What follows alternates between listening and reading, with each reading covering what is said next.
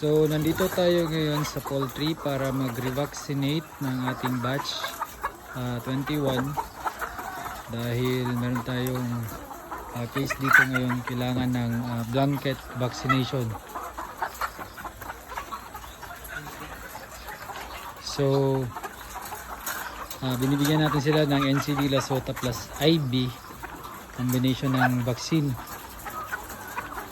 And then binibigyan natin sa ganitong oras, medyo gabi na, para less yung stress at saka less yung init.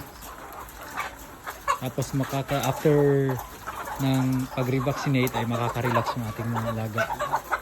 And then